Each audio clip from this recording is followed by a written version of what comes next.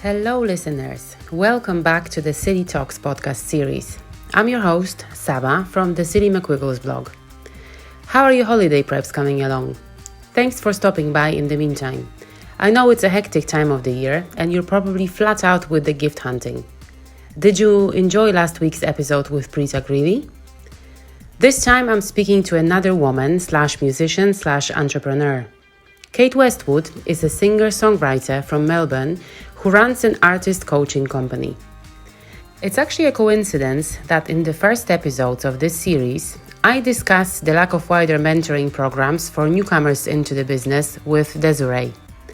Well, it turns out that Westwood Management does exactly that. Coaching, mentoring, and all kinds of projects that support the up-and-coming musos.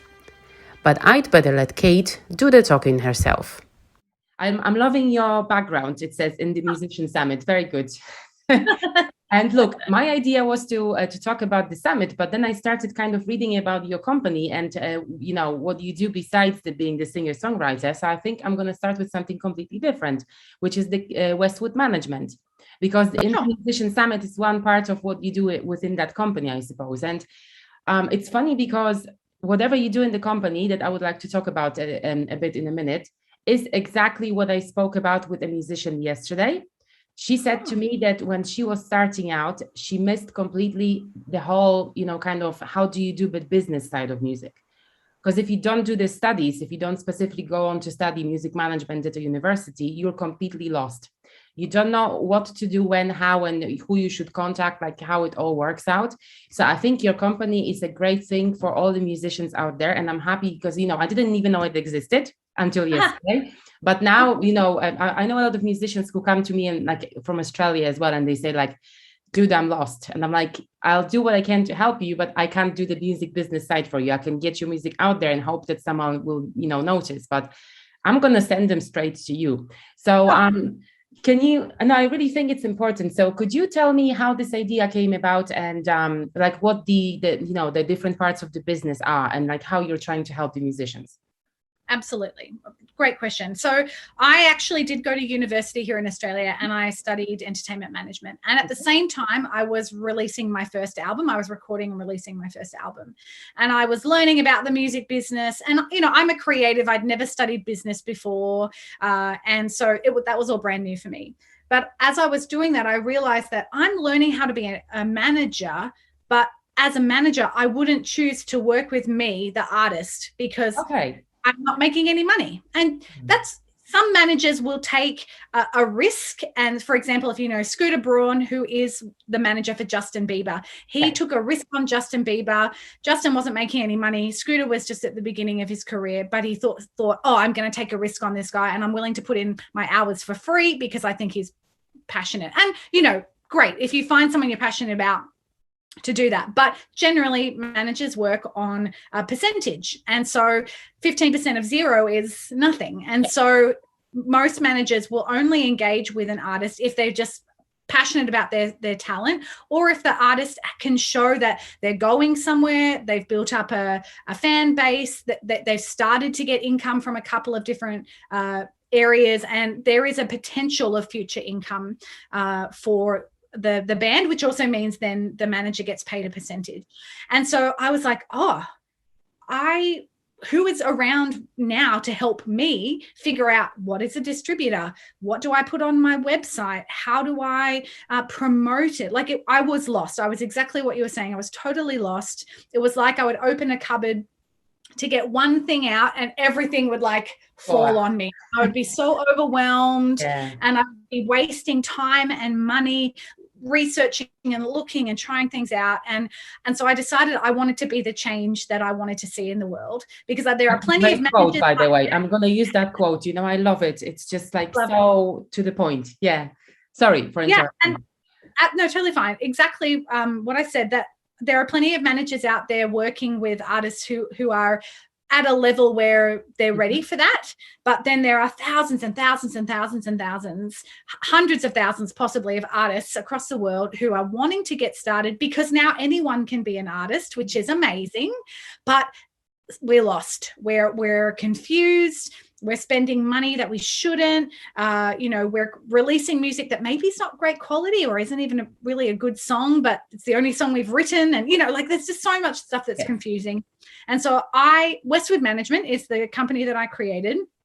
And we work exclusively with early stage artists. So these are people who they're not ready for proper management yet because they're not making any money. Some of them aren't even gigging yet. They're not getting an income from their music, but they want to get there, but they need help. They need a coach. So rather than calling myself like a music manager, I'm more of an artist coach. So I'm here to support and give encouragement, to champion, to be a backboard and a sounding board for what do I do here, or I'm stuck in this area, or I don't feel like I know what to do next. Okay, great. I'm part of the team. We talk about things, and we work on a monthly fee amount rather than a percentage, because what I recognize as well, Saba, was that just because I'm not making money from my music, I do work a job where I have an income. And so I do have money. I'm not starving. I might be starving if my only income was my music, but I work a job. So I have $100 maybe a month that I can put in to help me figure out what can be a very confusing industry. So we work differently in that space, and we work with people who aren't ready for management yet, but need help to get to that level. And what we offer is three main things: free resources. So these are checklists and downloads, blog.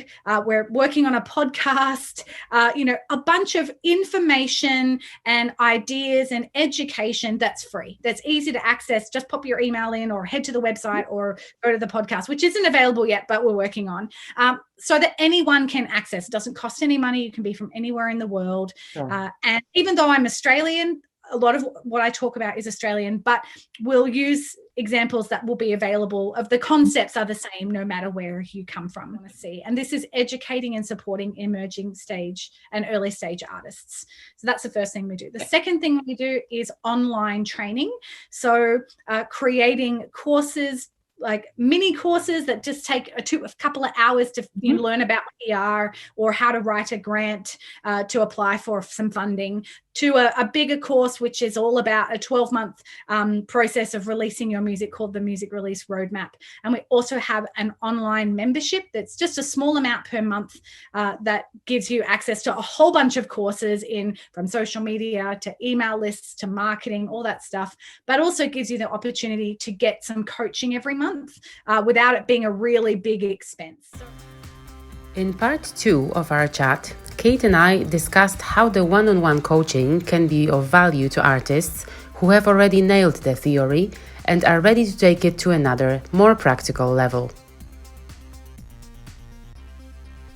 So the free, medium cost, and then we have online, artist coaching, which is one-on-one. So this is where there's a couple of $100 monthly fee, and this is where we do work for you. We might help you with your emails, help you with your release, encourage you, chat a couple of times a month, send emails on your behalf, come up with fix problems. We're working in a bit more of that management relationship, but again, it's just a monthly amount. You're not locked into anything. It's easy access in and out. So 3 levels of engagement that work with 3 levels of the person, their income and like how much money they've got, but also the stage that they're at in their career.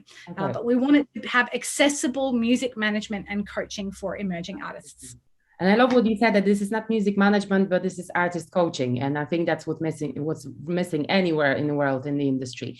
But I've got a few questions on what you've been talking about. So first of all, how do you qualify musicians for that? Do you need to assess them in a way, or can they just sign up and they can just start learning with you, so to speak? Yeah.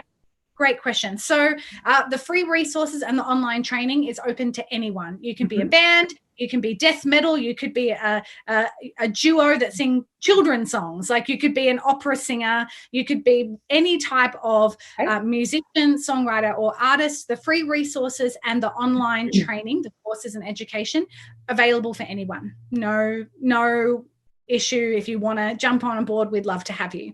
Because we're not necessarily telling you what to do with your music or how to write the music or whether it's good or not. We're helping you with understanding how to set up your business really well and how to engage yourself. You're good at the creative. We're going to help you just understand the business side. When it comes to the one-on-one artist coaching, we do really, because it's a more of a connected relationship. When it comes, you yourself being worked in some management before, you do want to get a sense of we gel together, that we could have a trust relationship, and probably I need to have not hate the music that you make. So to be honest, I'm not a death metal, I use an example, I'm not a death metal or hip hop fan. And so if you were in that space, I may not be the right person for you. So there is a bit of a back and forth. Hey, we would have a chat first and go, okay, I really feel like, we would gel together. I feel like you're a cool person. We could build a relationship here. And the great thing about it anyway is that you're not locked in. So it's not like you're signing a 2-year contract.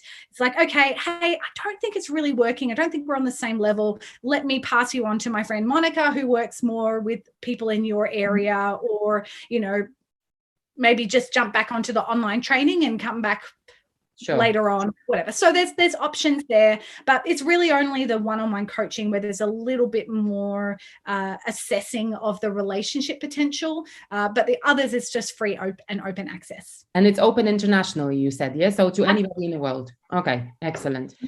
Speaking of the staff, because you mentioned the name Monica, but I saw that you work with Amelia as well, who is another singer-songwriter. So who are the people in the company besides yourself? Yeah, well, it's actually at the moment just Amelia and I.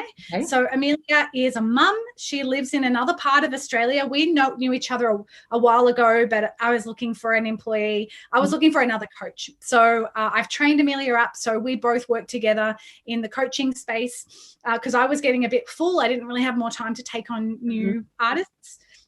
But she's also been just an incredible help, and she's in her late 30s too, and she's creating music. So we're both in a similar space of we're writing and recording and releasing, but we also want to help support other artists and, again, be the change that we want to see and give back to the community. So, and I'm hoping to build the team, but when you're a small business, you have to work on how that works. And COVID has been a challenging year.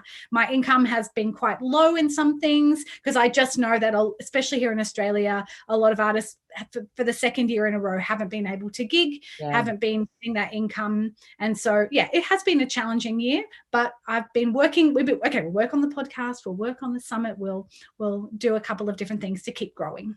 Yeah. Cool. So I actually went through the website and I saw the 3 kind of, I would call them pillars maybe of the business that you have, and you've got the VIP access as well, as opposed to the regular one. What's the difference? Like, what kind of perks do you get if you're a VIP?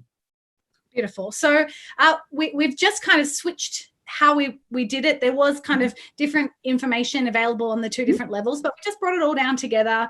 We've even reduced the price because we know everyone's struggling, and so we just want to have a greater accessibility. But so just the virtual music manager monthly membership has all the training, all the courses, a bunch of the mini courses, some of our challenges that we've done, songwriting challenge and dreaming challenge, and then a monthly meetup. So you get a monthly chat, a Zoom meeting. There's a Facebook group. We really want to chat and discuss and, actually serve and support each other, share pre-save links with each other, ask questions. There's lots of stuff that happens in the Facebook group where people ask questions and connect with each other. And then the VIP, pretty much what this does is it takes this information and actually gives you a coach. So the VIP access, really what you're paying for is someone to be directly on your team every month. Because I have this view that if it was just about having the right information or enough information, everything that I talk about already exists in the world. You just have to find some money and pay for it, or find it on the internet. But so maybe not in one place, Kate, because I think yours is very comprehensive. So I guess it's like you go to your website, and sorry for interrupting again, but that's what I noticed. You've got everything in one place, and it's just so much easier and convenient for people to just, I'll go there and I'll find everything that I need. So I think that's a big perk as well. Sorry Oh, for well, cutting we're you off. trying to do that. We want to keep building and adding and developing it. But exactly what you're saying, like if the information was enough, then we would be doing things. We'd be moving forward. But we know what we need to do, but we don't know how to do it. And that's what the coaching is there for. It's to have, hey, I want to learn, if I was playing basketball, I want to be able to get my three-pointer in and I don't know what to do. The coach says that's because you've got the wrong stance and I need you to move like this and you need to build these muscles and you have to build this stamina. Oh, okay. How do I do that? By doing these reps and by shooting 100 times every 10 minutes or whatever. The coach in whatever area will help you know how to implement the information, that you know what to do, and help you to know how to do it.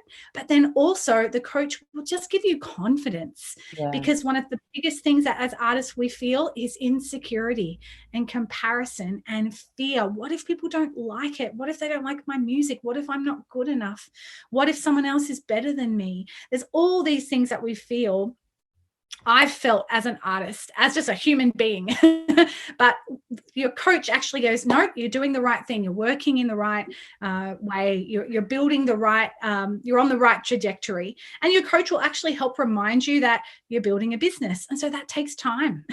And if you haven't got $100,000 to spend on marketing, you have to go person by person, one day at a time, to build something. They'll help you with your expectations and, give you ideas about where to go next. And we have a great network of friends and resources that we can connect you with to be able to, support you in, releasing or PR or graphic design or different things like that. So the VIP level is about people who are ready. I'm ready to do it, and I just need help to know how to do it. Okay. So it's a bit of a music therapy as well, kind of like therapeutic sessions and, coaching, mentor one as well. So that's great. Because like you said, I hope so. Yeah, you just need reassurance because you're doing everything correctly, but you don't have this, courage to just get your music out there. So I completely understand. Regardless of whether you are an up-and-coming muso or just a music fan yourself, have you ever wondered what dropping a new single actually entails? The Music Release Roadmap, one of Westwood Management's resources, breaks that down in a very comprehensive way. I wanted to talk about the Music Release Map. Can you just kind of expand on what that is exactly? Sure. Yeah. So the Virtual Music Manager is this monthly membership access with the different courses. But the Music Release Roadmap is like the really what I call my signature course, my big course. It's designed to be gone through over about 3 months. But you can take it at your own pace, but it's set up into 12 little mini modules, and it helps you plan out 12 months of your release. So let's say, Saba, you wanted to release an EP and you've got some songs that you'd like to record. What this roadmap will do is it'll say, okay, 8 months from now is your release, and then 4 months after. And it's going to help you plan everything that you do in that time.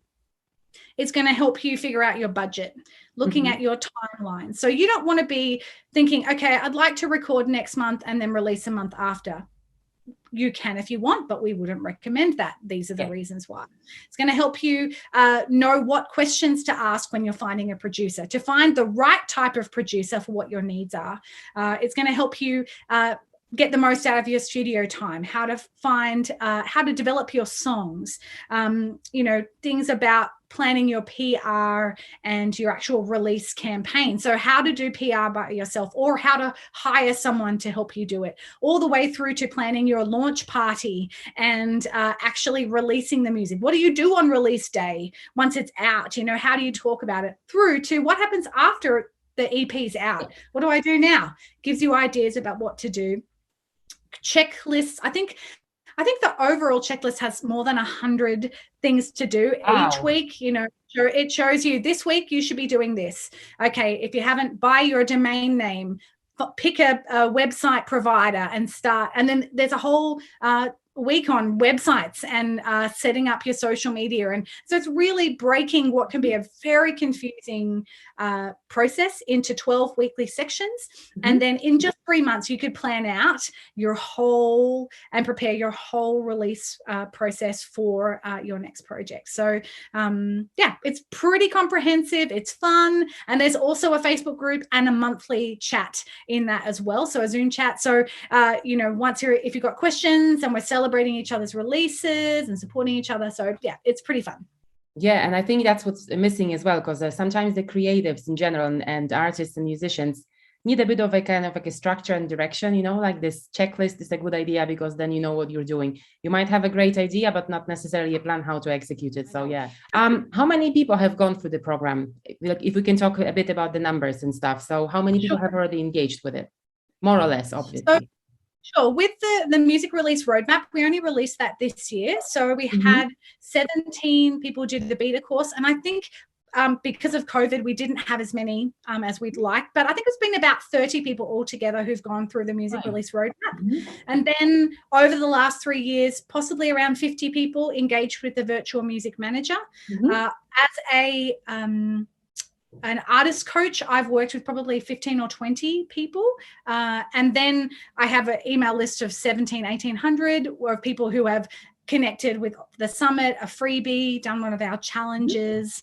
The last songwriting challenge, we had, I think, 75 people who joined on that. So we've got a range and a lot of people are doing all the things because they just like the community. They feel connected. So it's quite broad, but this is only the third year that I've been doing this. So it's early stages for me. And so that's why we're just building some foundations and connecting. And, for me, I'm recognizing that as a small business, it will take time to really get my feet under me. Absolutely. Yeah.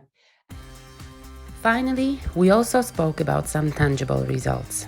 Kate has shared with me when she thinks comes the time for the artists involved in one of the Westwood Management's programs to start doing things on their own. She's also listed several skills that are useful for emerging musicians to successfully pursue their dream career in the industry. So we talked about, in a way, how to qualify people, or how you kind of choose the people for the coaching sessions. Now, is there a moment where you would say to someone who is a member still that this is the moment where the bird should already fly? Like, there's nothing else that we can help you with? Like, do you recognize that moment in people's careers as well? And what would that be, according to you? Absolutely. Look, it would probably be at the point where they're hitting their goals for that 12 months. So we ask a question, and the most important question is, what do you want to achieve? Sure. And most people, I just want to play music. I just want to release music. I just want to grow my following. I just want to play more gigs. Okay, cool. But what and how and where and how much do you want to earn? And business has to have data to know whether you're growing. You've got to be able to say, did we earn more money than we spent? Those kind of things. And so we ask that question, what are your goals? And if regularly they keep hitting their goals, exceeding their goals, or possibly at the point of really needing more intensive help because they're booking gigs and they're getting on in festivals, that kind of thing, where they're starting to earn upwards of maybe $5,000 or $10,000 a year. That's where they would be ready for proper management.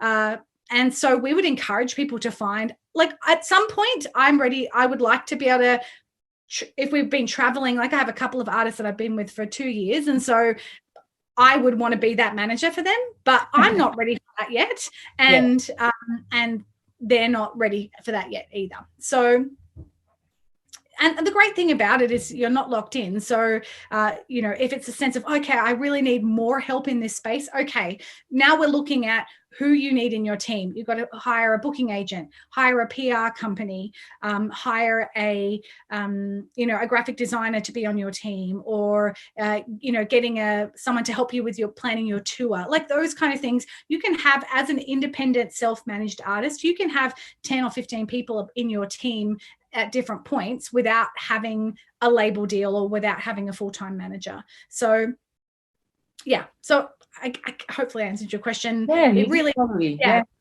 in that space. So kind of continuing with that kind of topic. So do you follow the artists that have gone through your program, and can you see, for instance, a tangible kind of results that, they are more confident, they really know what they're doing, like their music has kind of, well, maybe not exploded, but, it kind of looks like it's getting the traction from the public?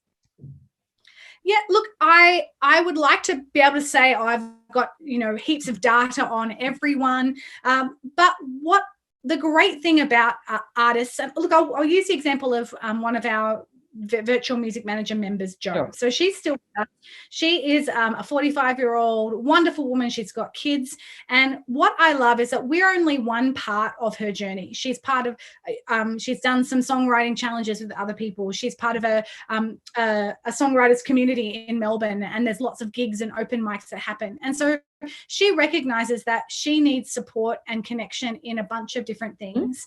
And so I love seeing her turn up and play her first ever open mic night. And I love seeing her figure out, I want to develop my brand. Okay, cool. Let's do that. Because I'm only meeting with her for 1 hour a month. So it's not, really intensive, but she's connecting and engaging with the wider community around her. And that's beautiful. And I love seeing the growth in that space. And really the challenge for any small business when you're doing it yourself is that if you don't do it, no one else will.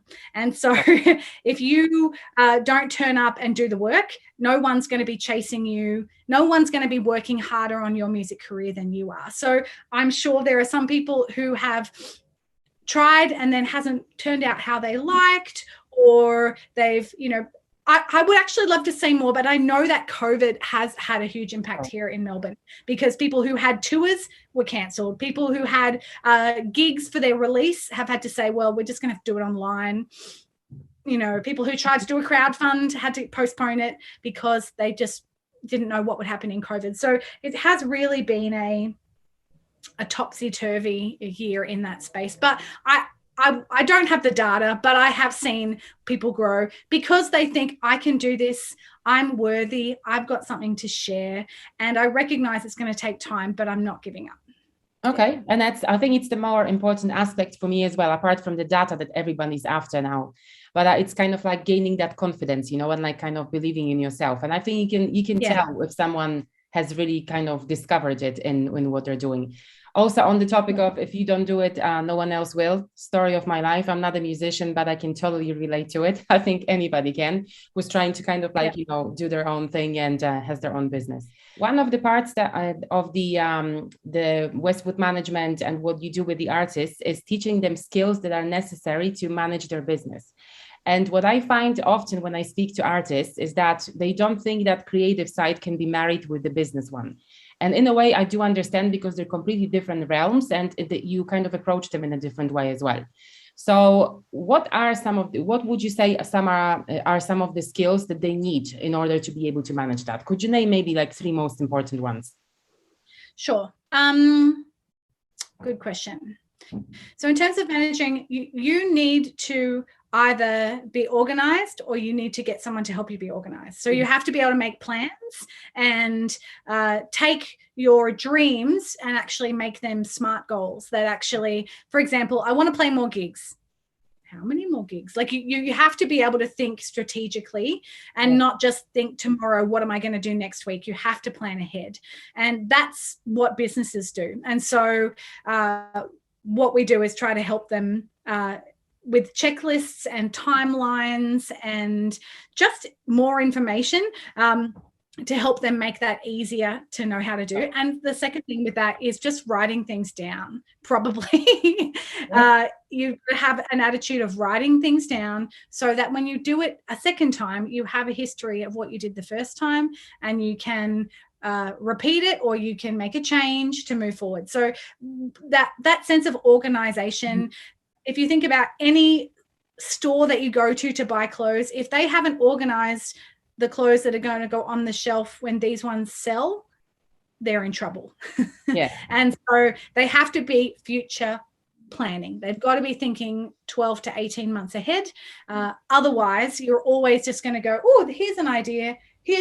Oh, that's a bit shiny. And you're going to spend money and time on things that actually aren't what your goals are. They're not really where you wanted to go, and you'll often be frustrated, which I see a lot.